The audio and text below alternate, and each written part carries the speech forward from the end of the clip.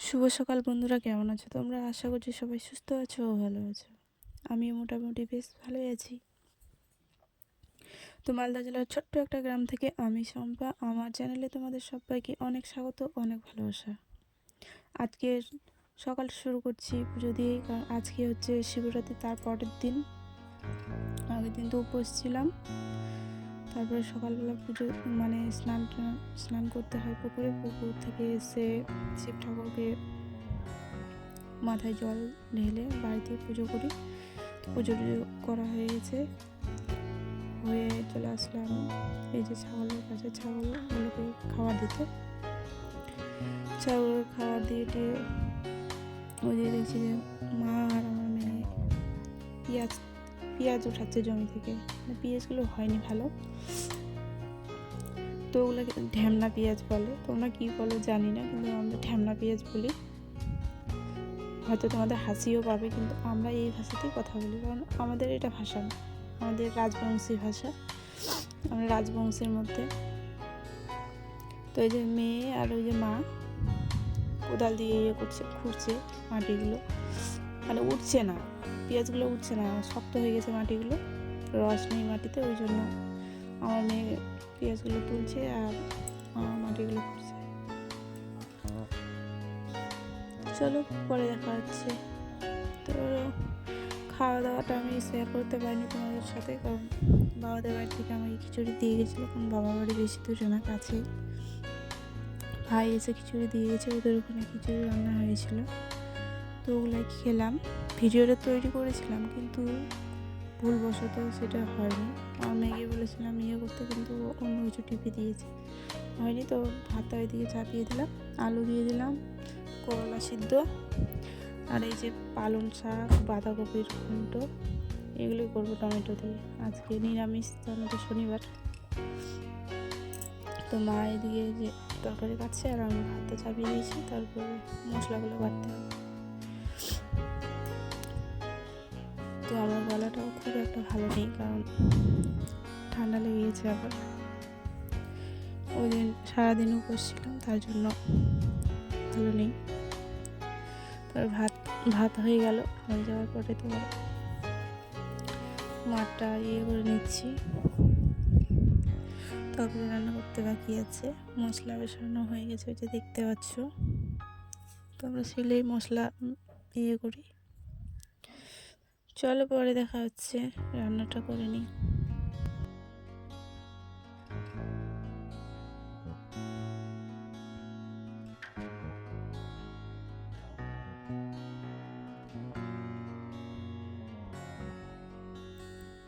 তো এইদিকে তোমার রান্না চাপিয়েছি বলতে পাঁপড় ভাজছি। এগুলো কি বলে, সাবুর পাঁপড় নাকি, আমি অতটা জানি না, কিন্তু ভালো লাগে খেতে। তো একটা প্যাকেট, দুটো প্যাকেট নিয়ে এসেছিলো, তো একটা প্যাকেট আগের দিন খাওয়া হয়ে গেছে। তো আগের দিন উপোস ছিলাম, তার জন্য মুখটা কেমন যেন সেদ্ধ হয়ে গেছে, কিছুই ভালো লাগছে না। তার জন্য ভাবলাম যে না, পাঁপড়টা একটু ভেজে নিই। তো ওগুলাই ভাজছি, কারণ এই পাঁপড়গুলো ভাজলে না অনেক তেল লাগে, সেরকম তেল দিইনি, অল্প তেলে আমি ভাজলাম। তারপরে এই যে বাঁধাকপি, পালং শাক, টমেটো, এগুলো দিয়ে তরকারিটা করে নিচ্ছি।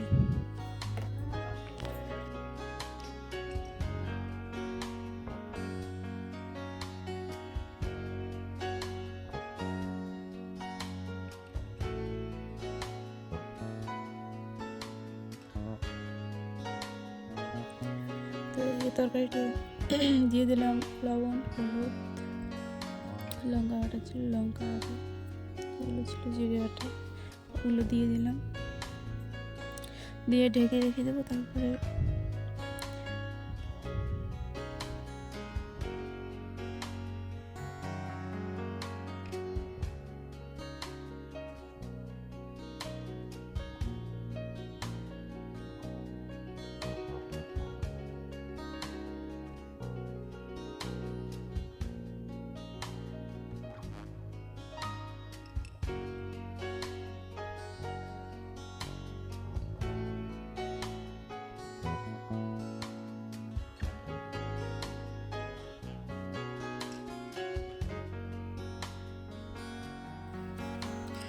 মোটামুটি আমার রান্না কমপ্লিট। এখন একটু রান্নাঘরটা ঝাড় দিয়ে দেবো, নোংরা হয়ে গেছে রান্নাঘরটা। তো ঝাঁটাটা নিতে বাইরে গেলাম, আসলাম এখন আবার। তো রান্নাঘরটা প্রচণ্ড নোংরা হয়ে গেছে, তো ওগুলো ঝাড় দিয়ে নিই, তারপরে যাবো তোমার জল নিতে। জলটা আমাকে অনেক দূরে নিতে যেতে হয়। চলো পরে দেখা হচ্ছে।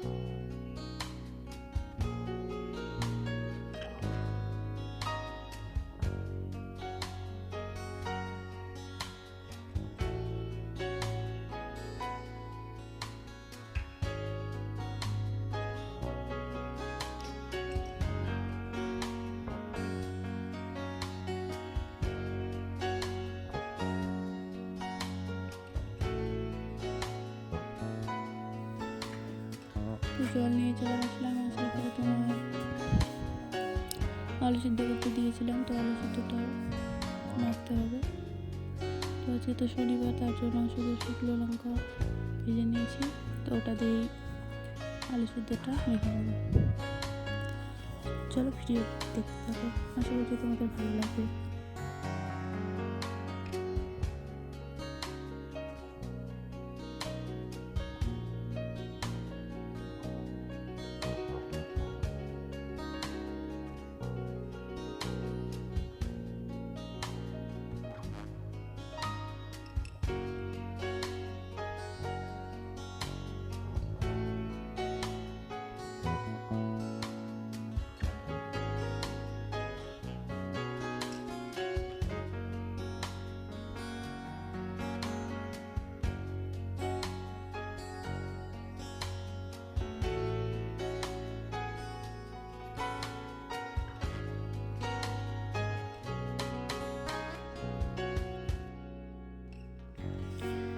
তো এখন বাজে তোমার বিকেল 3টা।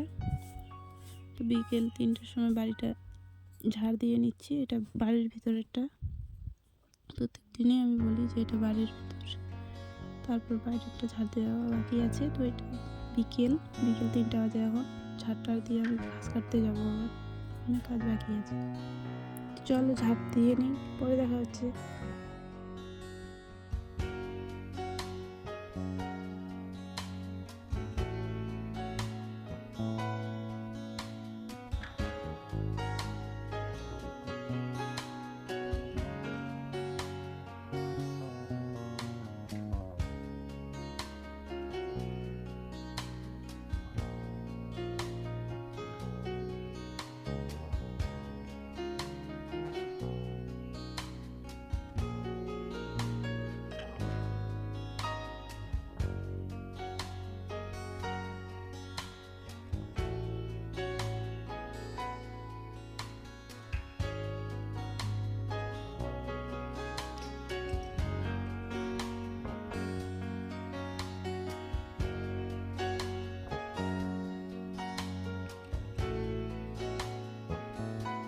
তারপরে এই যে দেখো, আমি চলে আসলাম একটা জমিতে, আমার আমি ঘাস কাটতে এসেছি। তো আমার রোজ দিন এটাই কাজ,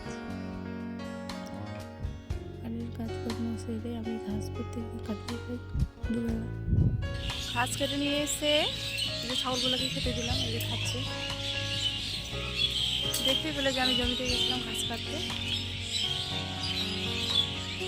এদিকে আরও ছাগল আছে। ছাগলগুলো তো আমি প্রায় দেখাই, তোমাদের হয়তো পরিচিতও হয়ে গেছে ছাগলগুলোর সাথে।